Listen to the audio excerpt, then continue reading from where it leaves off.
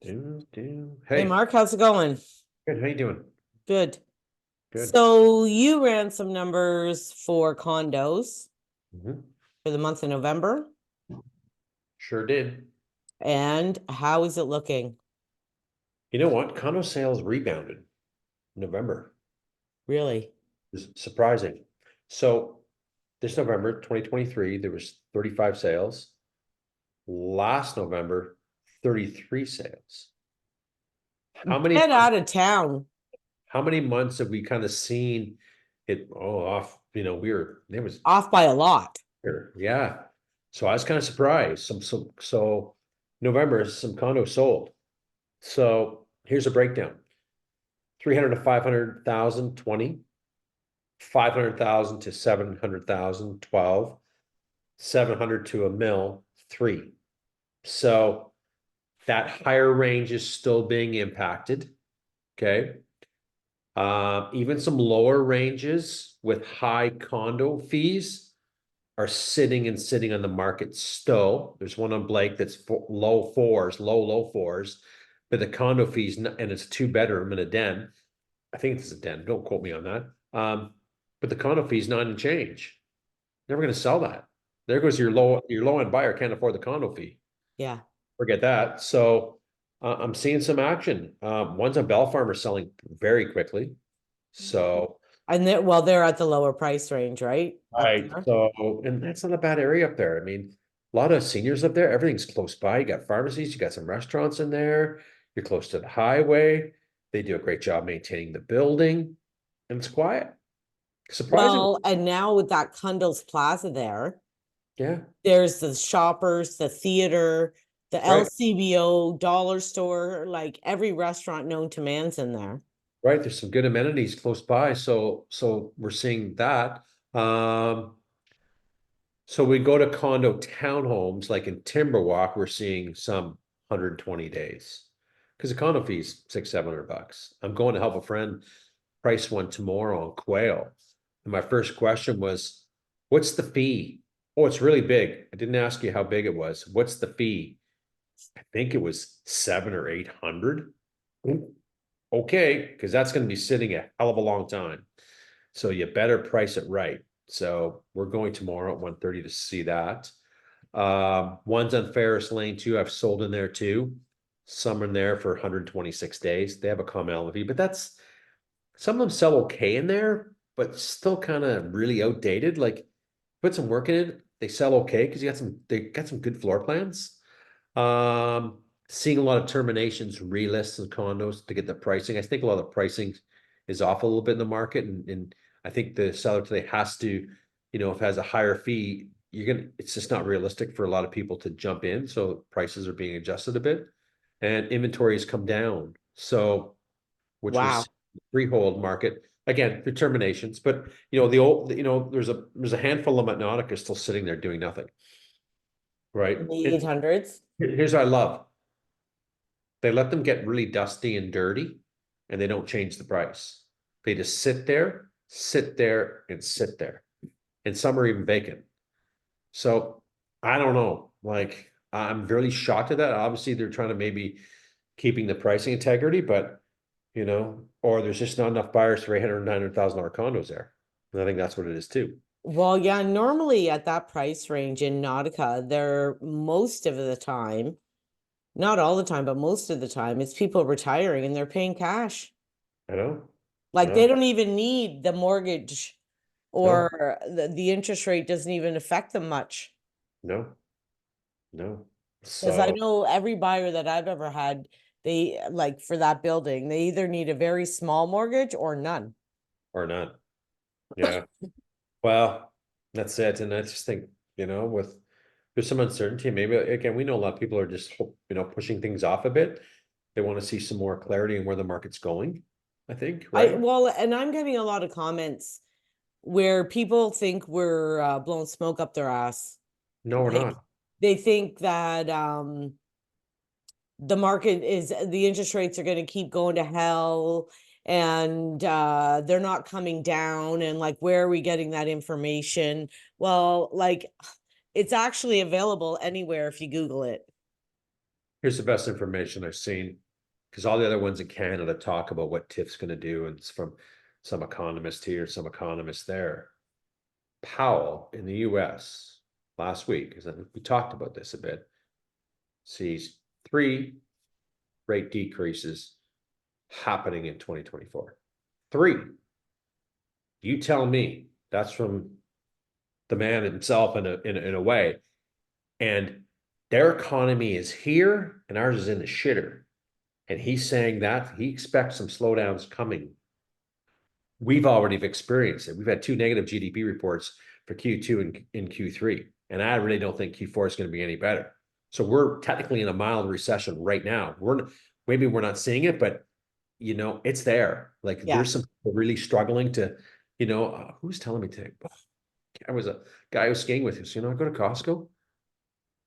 I walk out with 3 or 4 things, it's $100 some. Like things are pricey. So again, not seeing all these crowds. Not that I'm a big shopper, but I was out on the weekend. I said, Sunday, I'm going out. I'm getting this done. Really didn't have that much trouble getting a parking spot in Costco in a sense. It was busy, but I expected busier. Mark, I was at the Georgian Mall this afternoon. Yep. The Georgian Mall, and it's December 20th. Mhm. And I got a parking spot like 3 stalls away from the door. Yeah. When does So that ever happen at Christmas? doesn't. Never. So, you know, I think families today that are, you know, managing okay or just getting by. I don't think there's going to be Santa Claus isn't going to be stocking their houses full of gifts. They just can't afford it. So Yeah. I can't wait to see some holiday numbers come out for retail sales, because I don't know. I'm just not seeing that's going to be great in Canada. I can tell you that much. Well, don't So you think it's funny that November housing market sucked and condos kind of rebounded a bit? Because normally the people buying the condos are the people selling the houses. Or are they first time buyers? oh, not well.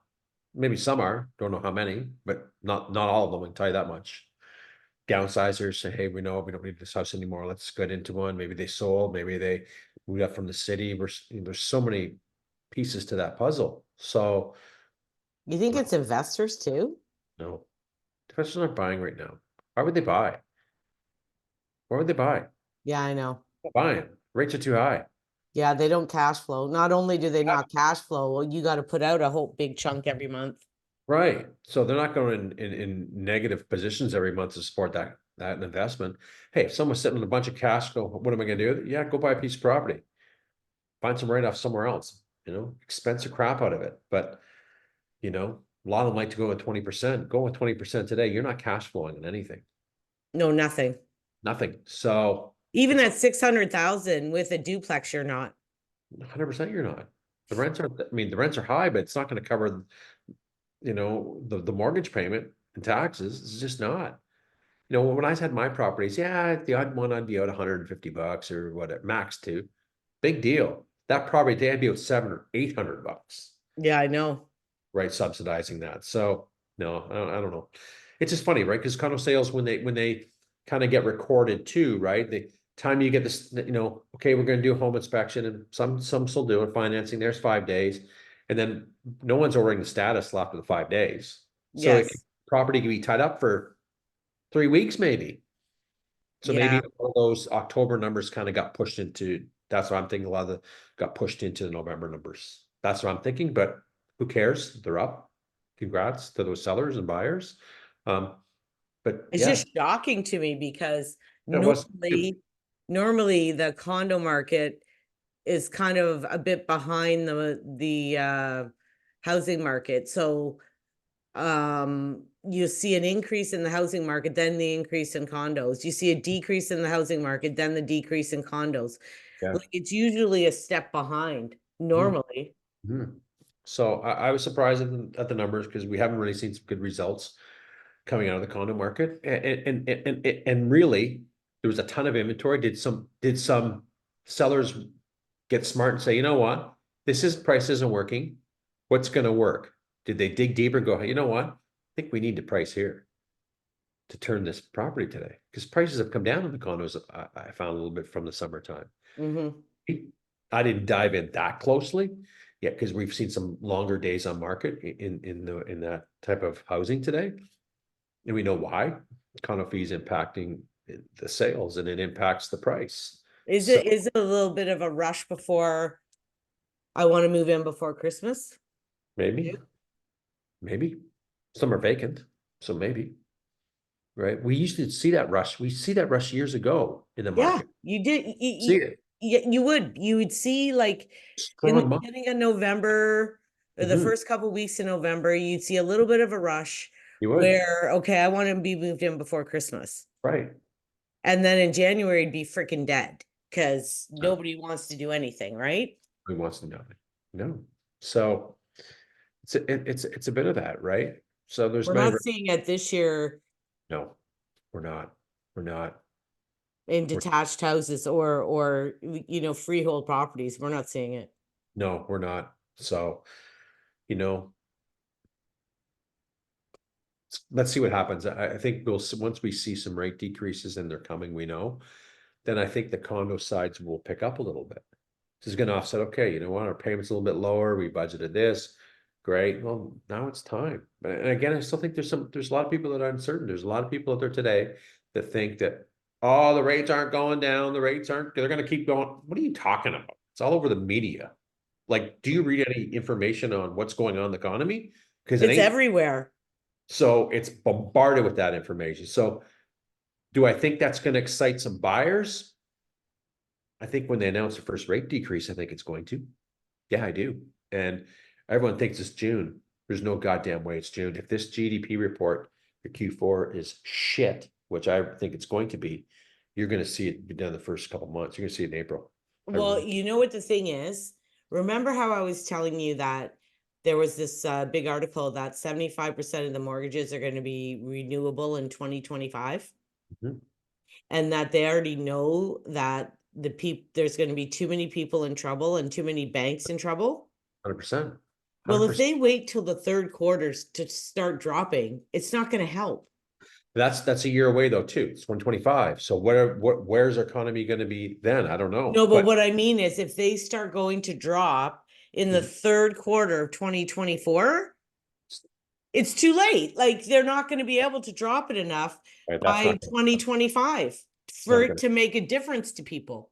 And I don't think we're going to see the rates back to 2% in 2025. That's not happening. It's never happening for No, years, I heard. I don't think so. I'm in that camp too. But It's going to go to 3 or 4 and hover there, I heard. Canadian Mortgage Housing Corp needs to come out with some more relaxed programs. Increase the goddamn amortization. That's number one. So when we see these people renewing, okay, well, okay, honey, we got to renew right now, and it's 400 grand, and we're used to being we only have 20 more years to pay off on the house, but now the payment's going to 4,500. Now Canadian Mortgage Housing Corp has a amortization of 40 years, so our payment stays the same. Nothing changes. That's coming. That's coming soon because it's not, these people are going to be in trouble and the banks are going to be in trouble. It's coming. Well, and this is They what don't do something. Well, and this is what the general population really doesn't really understand is that the government, they basically own the banks and run the banks. Let's be real, right? Like the government is taking care of the banks. If there's shortfalls, like they're gonna do something to protect them. They Mhm. have to. Like 100%. they have to. So they can't let it get into a situation where like years ago where Mhm. people walked away from houses. They Oh, can't no, they can't do that.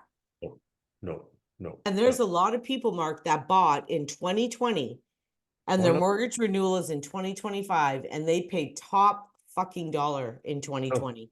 I know. I They know. don't even have 20% equity now. No. No, no, they don't. No, no, they don't. No, not now because 2020 was craziness. Yeah. Yeah. And we're seeing So it. the government is gonna have to run some kind of interference to save the banks. They're gonna have to, and they know it. They're not No, dumb. it's programs. It's not hard. 40-year amortization. I bought my house on Crimson Ridge back in 2006. I went from a small detached to one of the best areas in Barrie. My income didn't go up high to support that. But the goddamn 40-year amortization sure made that payment look pretty sweet to me. Sign me up for that one, thanks. Mhm. Did. Why not? I don't give a shit. Who cares? Well, 40 listen, and that's another thing that lifestyle doesn't change.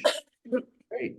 people kill me these days because no one's actually going to pay off their mortgage, Mark. Well, not anytime soon. If you're one of those buyers that bought in 2020, 21, 22, and less, but there's a lot of people with good equity positions out there today. There really is. I think there's a lot of people with good equity positions, but I think that nobody these days really pays off a mortgage. There is a lot of people that own their homes outright right now. There's a high percentage. There is. But those are older people. Our generation and those below us, if their mortgage is only $150,000, they're fucking taking out a line of credit and buying a car. They're taking out money and putting in a pool. Yeah. They're all refinancing and pulling money out because they understand the option of doing that and they don't owe a lot. So shit, I'm taking it out. Where our parents' generation, they didn't do that. They paid it off. Paid it off. That was the rule from back then. Pay your house off, go work at a good job, get that pension. Life's okay. Yeah. Everybody now figures, okay, I'm going to be paying this mortgage till I retire, right? There's going to be equity in the house. I'm still going to have a mortgage, but when I sell, I'm going to downsize and take my equity and just buy a little place. 100%. They don't care about having a mortgage. The goal isn't we got to pay this off, we got to pay this off. So why kill yourself making the payment? And I've had fights with yes and no. Yes and no. I kind of agree and I don't agree. I agree for that person today that's saying, okay, you know what? I want some financial freedom. I want to maybe slow down my work to maybe 5 to 4 days, or maybe go part-time because now I don't have that mortgage payment anymore. Financial security is important to a lot of people. It's definitely important to me because I don't have a mortgage. So I have a lot of freedom where I don't got to run that hamster cage all the time and get a deal done. But then there's a large group to what you're saying that, yeah, I think we need a $150,000 upgrade in the pool in the backyard. I think I need that new Denali truck that just came out. I really like the look of it. A Tesla's really sharp too. Maybe I'll get one of them. That's what a lot of the younger generation is doing. they're all doing. Right. They're not worried about being financial freedom. Well, and I find, well, the interest rates were so low, Mark, they were barely paying anything. No. So who cared? You know what I mean? And they figured they're never, I'm not paying it off anytime soon, and it's a necessary evil. That mortgage is going to be there anyway. Right? And these people too, this is a pet peeve of mine because I used to be in accounting. And a big pet peeve of mine is the people that do weekly payments or bi-weekly payments. 2 reasons. One, you're committing yourself, especially if you had this variable rate now, you're committing yourself to extra payments because 12 payments a month or 26 a year, when you do the math, obviously there's 2 or 3 months where you're making more than 2 payments in a month. Okay. You're making 3. On the grand scheme of compound interest, it might save you. It saves you a little bit of money. I think a 25-year mortgage gets paid off in 17 and a half years. That's huge though. That's something that I do. But listen, Mark, except the average person, okay, doesn't live in a house more than 5 years on average. So you haven't done fuck all except make your payments more difficult to manage, because in the first 5 years, it's all interest anyway. Now, I disagree. But listen, you can do the same thing by not putting pressure on yourself having a monthly payment, and on the anniversary date, put your money down if it's in the bank. How many people are gonna do that? Nobody. So I was one of those people that went, how am I gonna pay my house off as quick as I can? Oh, I'm going weekly. How much can I do prepayment? 20%. Anniversary date? Great. How much can I increase my weekly payments? By 20%. And I did it. I saved years and years off the mortgage because I had the discipline to say, you know what? I'll do that. I don't need that new truck or whatever. I'm going to do this. This is important to me to build up some equity, to stay in a better equity position. Trust me, there's not many people that do that, right? No, but the problem that I find though is that when you do that, you're committed to those payments. So as long as now you can't change your mortgage schedule, your payment schedule like that. You have to go through and get totally reapproved. You can't change it anymore. You can cut down the prepayment option. So when I went weekly, that was great. And I said, I can call any time and say, you can't. I asked Rob, you can't do that anymore. So people in my family are on weekly. Right. And I said to Rob, so if they want to go monthly, he goes, oh, they have to go through the whole process and be approved now. You can't just change you can't change it. So I said to her to begin with, why not just commit to the monthly? Because now they're starving, by the way, because they're variable rate. Right. Yeah. I can see that being a problem for some with that. Everything's great when it's a low rate. Sign me up. But as soon as the rates have gone 11 increases, holy shit. Like they're eating crap dinner and cat food. And now they're committed to this freaking weekly thing. That shouldn't happen. Like that's just makes zero sense. Well, the bank should allow you to change that then. Yeah, we can't afford this anymore because we're dying here because the rate increases. We need to go monthly and we need to maybe get, but I remember back then when I was doing all that, I could, oh yeah, I can cancel anytime I want. I can you could. Like it's kind of silly that that's happening. No, and we had the same thing. We had, I think it was every 2 weeks or whatever, and accelerated and did this and did that. Like when I was married, we did that too. But my issue is we could change it at any time if we got into trouble. Right? Where now you cannot do that. So now to me, commit to the easiest situation. And then if you get into trouble, you get sick, you can't go to work, something fucking happens, at least you're not tied into this payment that you cannot make. I think there's flexibility has to happen for that, most people out there. Like that's just absurd. I didn't know that. Like that's they changed that now. Well, because the thought process is this. If you change anything in that mortgage, it's a new mortgage. Remember Rob was even telling us that when he came on? Yeah.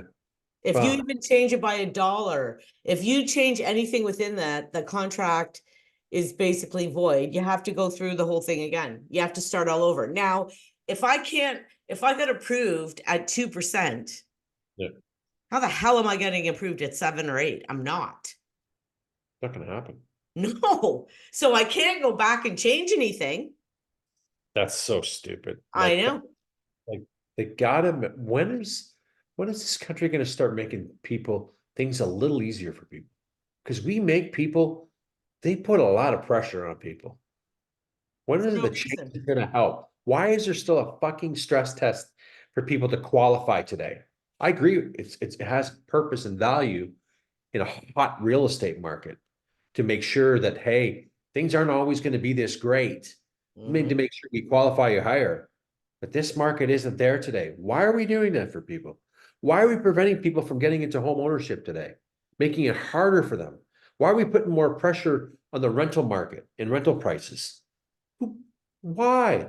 It makes zero sense. I think they don't want to take the stress test because they don't want to have to put it back in.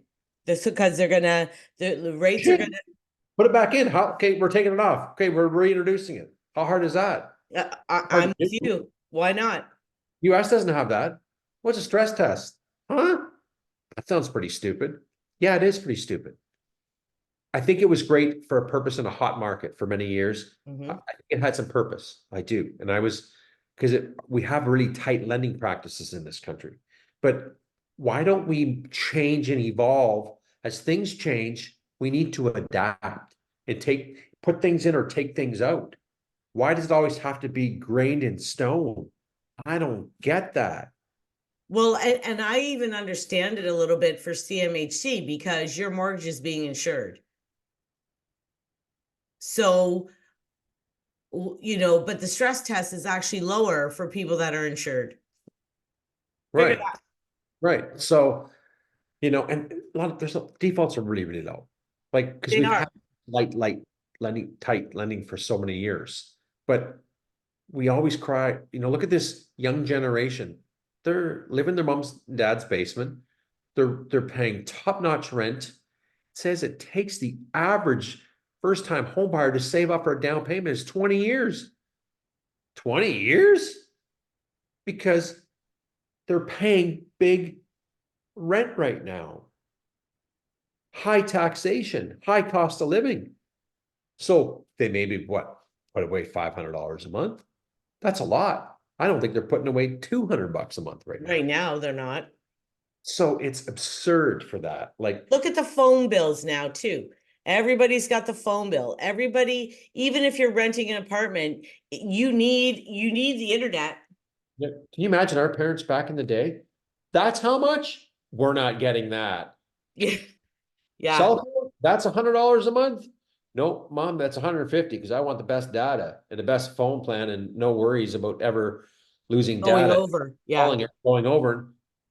That there's you get your home internet, just call it 100, your average phone bill. Let's call that's $200. You haven't bought food yet. You haven't put any gas in the car. So And commuter. Mark, well, and Mark, that's only for one person. Mhm, That's not if you have 2 or 3 teenagers and a wife. I agree. And your teenagers have to have the phone because in case they're dead on the side of the road, 100%. they like for safety issues Yep, in 100%. this day and age, Yep, they have to have them. 100%. So, like you think about doing that. My one poor niece has 3 teenagers, and at one time, like even just their cell phones were $500 or $600, and Sir. that's not counting all the car insurances for all these vehicles for these kids to go to these jobs and go to school, and you know what I mean? 100% Huge, huge money. is. And I think we're way off topic, but we might as well keep going. Is that you just said they got jobs. Okay, you got a job? Great. You got skin in the game, I call it. You want current insurance? You're paying a third of it. Bottom line. With Avery, I don't think I can't tell you the last time I bought her clothes. You Mhm. want, and not that you want Lululemons and She Works? Yep. Go spend your money on Lululemon. I don't care. Mhm. Eat out every day after school and not come home for dinner. I don't care. I'm not paying for it. She pays for it. Yeah, exactly. She's responsible. But there's other parents who go, oh no, I still buy them that, or no, I want them to save. They're not saving their money. They're spending their goddamn money. Go home, Well, spending it. exactly, and Let it's them buy the pretty. $200, Lulus and Jordans, and they won't want to be part with that kind of money. Like, Well, and I think too, I mean, if you have 2 or 3 kids, most people these days, Mark, you can't afford to do that. with that, but you wouldn't believe, okay? They'll have cell phones, all have AirPods, all have Lulus, have great footwear. We got shit growing up as kids. Oh, We for did. sure. So anyway, Byway, did they have Byway up in North Bay? yeah, they did. Yeah, they went to Byway and there's Bargain Harold's. That's our friend shop. Good deals. We're going. My dad too. And at Christmas, it was like, what do you need? A winter coat or boots? Or it Yeah. wasn't like fucking toys and all this goddamn No, shit it is now. no. And you look at how much the big box retailers say with it. Walmart would have probably 30 counters of toy department. That toy department's down to 3 or 4 counters now. No one's buying toys for their kids. It's this. This is the new toy, right? Oh, It's let's all put the new app. electronics. Gone, right? It's crazy how things have changed. Anyway, condo slash cost of living, one is, this is what we'll call it, because there's lots of things we talked about where the consumers are a bit and how costly it is to live today, saving down payments, cost of a family. It's a tough one out there for people today. So anyway, I think there's some good value in this broadcast, and give it a like, give it a share, follow for more information. And, you know, this is information we're seeing. We're not making this up. We're not making our opinion. This is numbers. And then we're putting our spin on it in a sense of how we feel about the market. So anybody wants to talk more, give us a call. Okay, All right. See you. see ya.